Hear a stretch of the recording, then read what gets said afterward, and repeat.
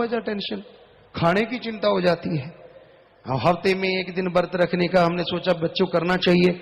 हमने सतब्रह्मचारी ब्रह्मचारी भाई बहनों को कहा बेटा कैसे ख्याल है, बड़े जोश में पिताजी करेंगे। बड़ी अच्छी बात है बेटा करो, बहुत ही बढ़िया है, इससे शरीर भी तंदुरुस्त रहेगा और एक दिन का खाना बचता है वो भी आपका परमार्थ मानेंगे, मालिक की दरगाह में मंजूर करवाएंगे।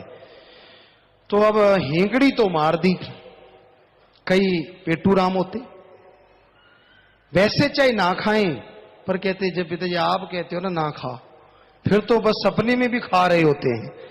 फिर बेचारे मेरे तेजाब बढ़ गया, पेट इकट्ठा हो रहा है, मेरा ये हो रहा है, मुझे वो नहीं लगता, नींद नहीं आती, फला है धींकड़ है। इतने बहाने मारेंगे, इतने बहाने मारेंगे, जबकि डॉक्टर भी जानते हैं, हमें भी मालूम है आदमी शायद महीना 2 महीना बिना कुछ खाए रह सकता है। शायद जो हमें लगता आदमी में जो स्ट्रेंथ है, जो पावर है, कुछ नहीं होगा इसको, इतनी ताकत है। लेकिन ये महाशय तो 12 घंटे में लोटपोट हो जाते, कई कई ऐसे होते हैं जी 12 घंटे रख लूं कैसा रहेगा, हिंदुस्तान ले ले तेरी मर्जी है, हम तो आयशर का ही नाम लिया है, मर्जी तेरी है। पर ना से तो हिंदुस्तान भी बेहतर है, जिसने बात कर ली वो भी अच्छा है। 24 नहीं तो 12 सही, उसका भी फल तो मिलना है, ऐसा नहीं कि फल नहीं। पर 24 घंटे वैसे ज्यादा नहीं होते, पर जो 24 घंटे खाने वाले हैं उसके लिए तो बहुत ज्यादा होते हैं ना।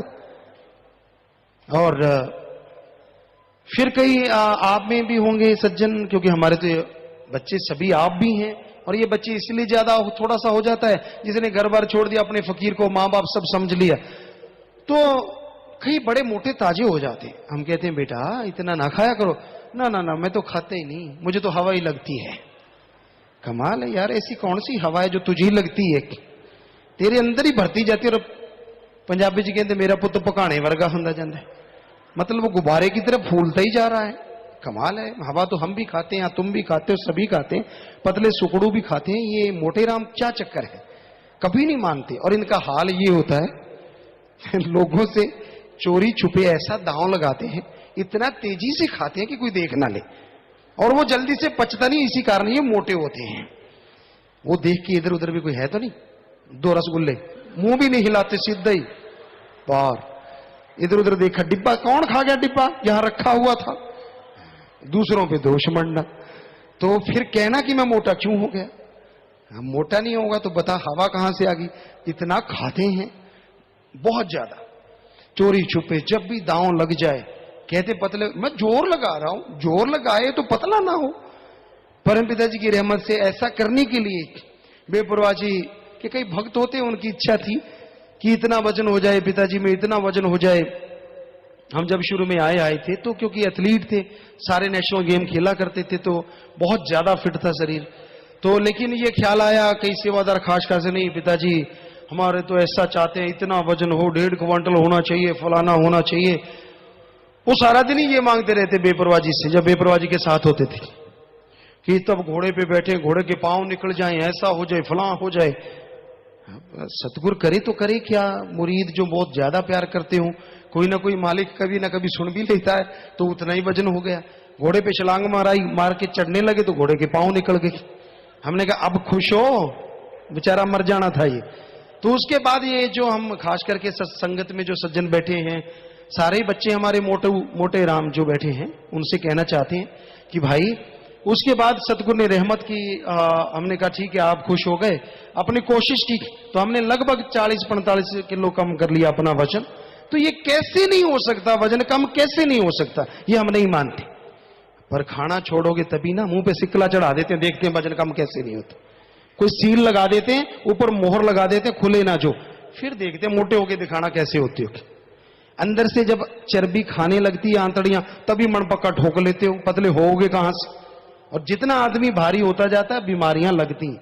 ये रूहानियत से थोड़ा हटके टॉपिक है, लेकिन मिलता हुआ भी टॉपिक, क्योंकि अगर तंदुरुस्त रहोगे तभी भक्ति ज्यादा कर पाओगे। तो मोटापे में बीमारियां भी फिर बहुत लगती हैं, तरह तरह की बीमारियां, बिना वजह टेंशन आती रहती, खाने की टेंशन, कहीं भी जाना पहले थैले में खाने का सामान जरूर होता है, चाहे कुछ भी ना हो।